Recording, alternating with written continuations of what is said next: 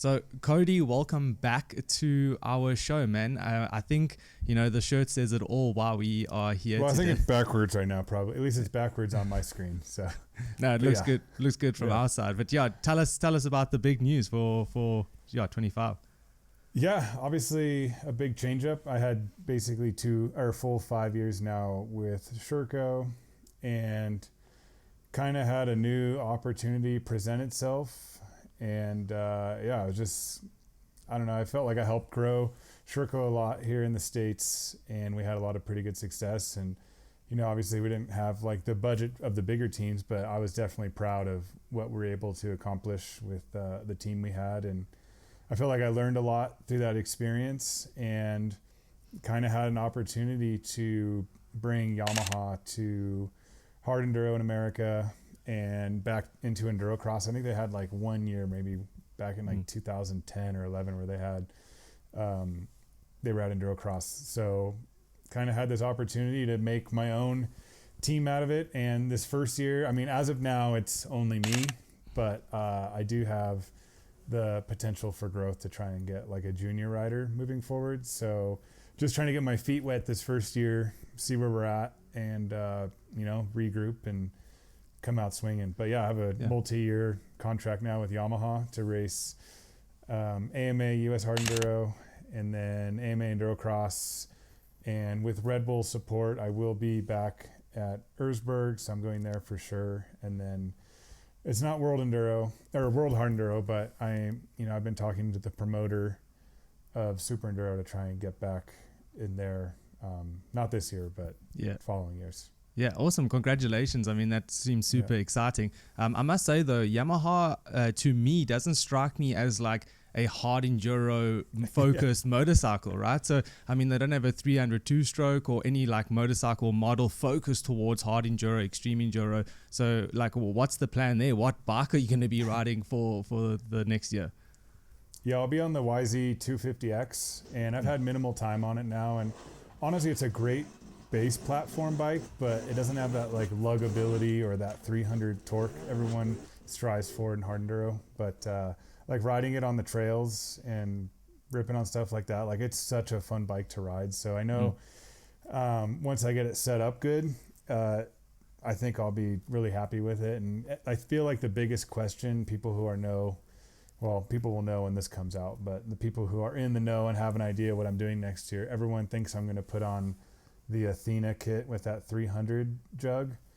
And as of now, that is not my intention, because kind of with Yamaha, like I'm open to do whatever I want to do. Like I have their technical support. So I've already had 2 calls with GYTR in America and Yamaha, and they've been really helpful so far. And I told them my biggest concern was no one has a fan or a fan kit that fits the 2-stroke at all. They've already mocked up a fan for me on a bike at their shop. So cool. That was my biggest concern. But I'm going to ride the 250X. I'm throwing the flywheel weight on, and I'll have 2 race bikes throughout the year. And just kind of for fun and shits and giggles, I'll be Kickstart Cody on one of them. And I think I'll throw on the Magura hydro clutch there that you can mock up on there. And then the other bike I'll have E-Start, because some of our races I'd be in deep trouble if I didn't have that. Yeah, that was like my next question is E-Start, like throwing one on those. I guess with hard enduro, it's pretty essential to have an electric start in some of those sections. I mean, you're quite tall, so you can wrap that leg around over the bike and get to the kickstarter. There's plenty of positions I don't want to be in and trying to kickstart the bike. Yeah, so for sure. I think the really cool thing is I think Yamaha finally realizes that this kind of adventure hard enduro, like this market is here to stay. It's not just a fad, and it kind of seems to be growing. So like on my call with them, like they were questioning me like, hey, what do people view Yamaha as? How are people viewing GYTR? And I'm like, well, they know what it is, but like basically you guys don't have the E-Start, and that is hurting you. And the KYB suspensions really good and easy to get good, but the stock bike I haven't done anything to yet. I've only had about 4 rides on it, so I haven't had it revalved. That's this week's agenda is to have some suspension settings put in, but like it's just obviously a little stiff because that 250X is meant for kind of like a GNCC style racing. Yeah, but it's still compliant. Like it's not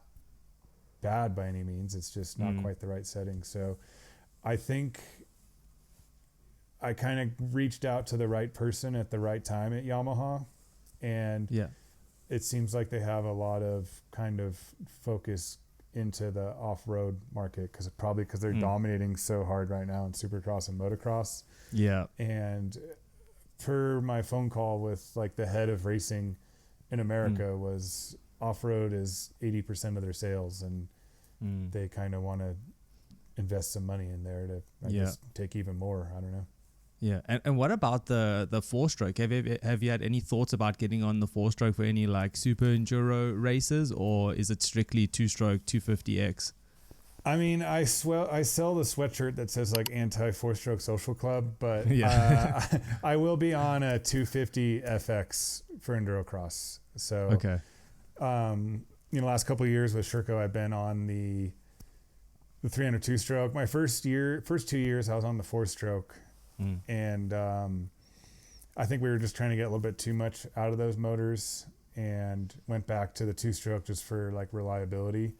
And then Sherco came out with their new platform on that 250F and the 300 SEF. And like, honestly, they were a huge improvement. I feel like the 250F was like their biggest improved bike from like to that new motor they have. So it's a shame I never actually got a chance to ride the 25 still, but we just never had any time available for us to put any effort into getting back on that new 4-stroke they had on the 300. So with Yamaha, I know it's already like obviously a proven 4-stroke platform in moto and supercross, and then I have support from Athena and Get, so I haven't fully decided yet, but it'll probably be some sort of big bore kit, whether it's like a 272 or a 290 4-stroke for EnduroCross, super enduro type riding.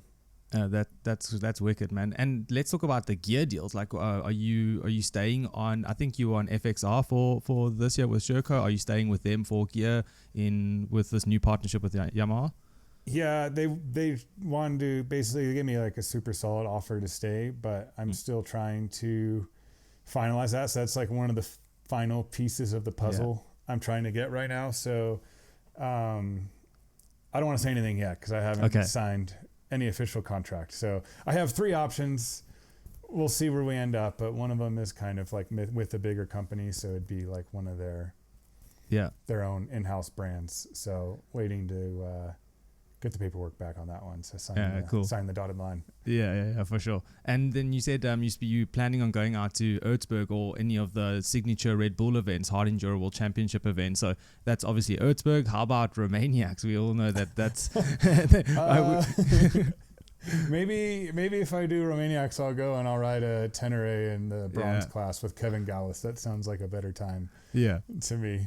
I don't know how Graham does it. That guy, he's gnarly. Yeah, he's crazy, man. He's at his age and he just seems like, to be getting better. Romaniacs is amazing. Like it's honestly one of the best places in the world to ride that I've been to. Like the dirt is so good. The conditions were good when I was there. Obviously, it's not every year it's good, but I think as a whole, it's just really good conditions, great place to ride. But the gold class is just, those guys are obviously really good riders, but like the pace they have for 6 to 8 hours a day is crazy. Like it's crazy. Yeah.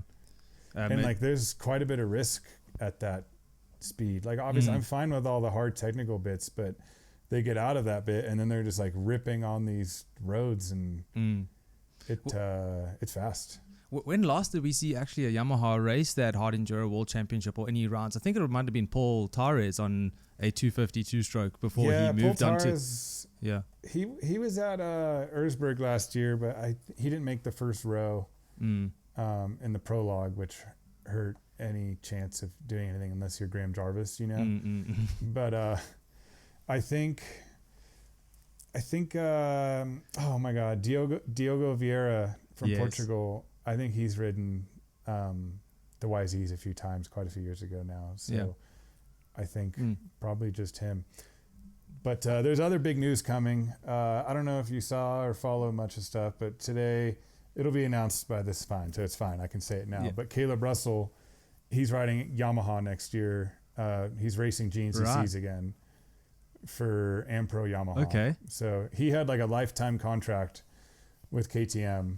If he wanted to race, he was there. And I think just with everything going on there, and he was like a trainer for them. Now they kind of have their set riders. There just was no room on the team for him to come back. So, but yeah, I talked to him tonight. Actually had a call with him, and he wants to go back to Erzberg again. So it might be a 2-man American team, and maybe Poltar is on the Tenere for Yamaha next year at Erzberg, which would be cool. Yeah, that's wicked, man. I'm super stoked to see Yamaha coming back into the game and, getting into a bit more involved. Hopefully we see some of your feedback on the bike and what they can do maybe for future models. That could be cool as well to see like if there is any models specifically going for Hard Enduro. Yeah, I mean, we don't know. I don't know exactly yet because obviously my deal officially started today. Okay.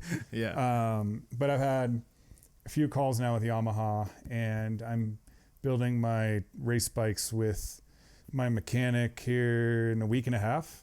So I've just been accumulating parts in my garage to get that whole process started. But the cool thing is with my deal is like I'm basically pro racer, ambassador, whatever. I'm just the do-all guy now. So I plan on like posting all my bike builds and have links to everything. So someone can buy a Yamaha for way cheaper than an Austrian brand or one of the other ones and throw 1,500 euros or dollars at it. And you have a pretty good package at a discount rate to get you started on it. But the good thing I was going with that was like the calls I had with Yamaha, I'm actually testing with them already in 2 weeks. So I feel like everyone always says the Japanese are really slow at like getting to where they need to be. And I think that's because their like testing standards are so high. It takes them like ages but like look at Toyota cars minus like right now we have some issues with the new Toyota V6 turbo engine and like there's metal shavings in the engine or something. Like normally like Toyota comes out with a pickup in America and it's like they hold their value. They go for 600,000 miles and like they just don't die. So I feel like that's why they take so long. And when they come out, it's polished. Whereas like KTM keeps coming out with a bike every like by the time they get the bike figured out, they come out with a new one, and then everyone hates it that first year because either the chassis is too stiff or there's always some complaints. So I've been pretty impressed so far, even though I'm 1 day into this new deal, and I'm already going and doing a 2-day test with them on the East Coast, and I don't know what it is yet. I don't know. We'll see. I think I do know that because they have the GYTR stuff, which is like their factory, essentially aftermarket products. So I know they have some stuff coming out for that. That's kind of catered more towards what we do. So I'm assuming I'll be trying to break those or something. Are you I'm trying to break those? Are you looking at the Fantic 300 2-stroke, the fuel injection bike at all? Because I mean it's based on the same platform. You can probably take some notes and some tips from what they're doing on that bike. Yeah, I definitely can. I guess it's just I think there's only one person I know in America right now that has one here. He like imported it through Romania, like bought it from someone and got it here.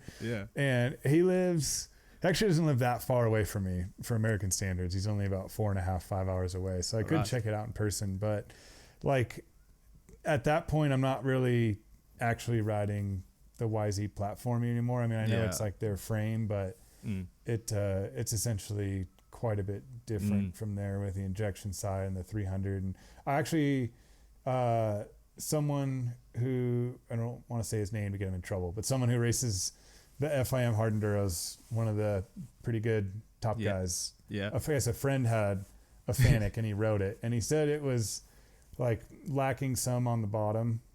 And I think that's just, maybe the injection thing not fully figured out yet. Because obviously once the 4-strokes figured it out, it was really good. Yeah, man, it's super cool, man. Let's go. I'm super stoked to see a new brand and on you, like on your own team, doing your own thing here with Yamaha support and still have Red Bull on your back as well, which is awesome. And yeah, I'm really looking forward to see. Red Bull is basically why I'm coming back for Erzberg. They're like, we want you there because they're bringing Carson Brown again. Whatever it is Carson does every week something new.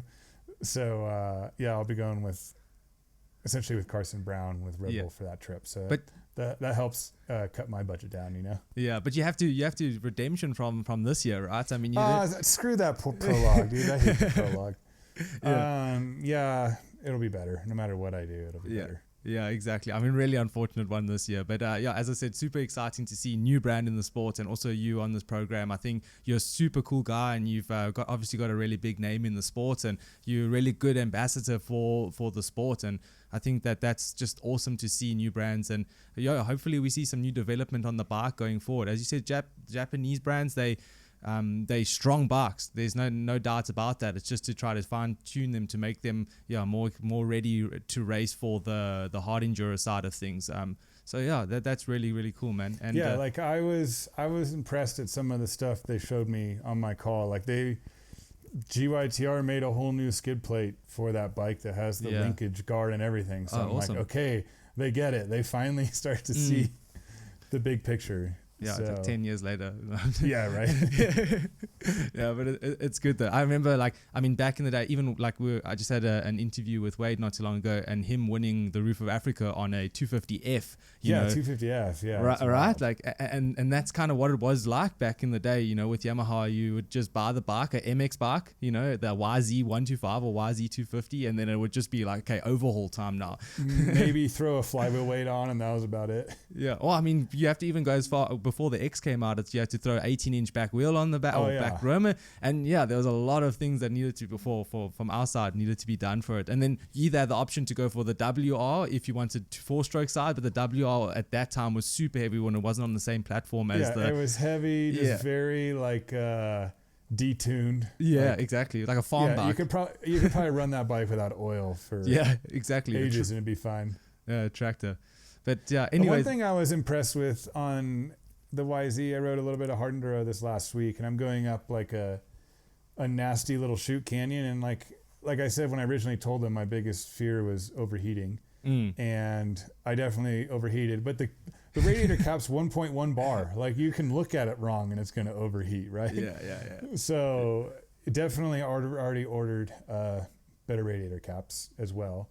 So those have been ordered, but I was like in this nasty thing, trying to get up, slipping the clutch, and I did have to adjust the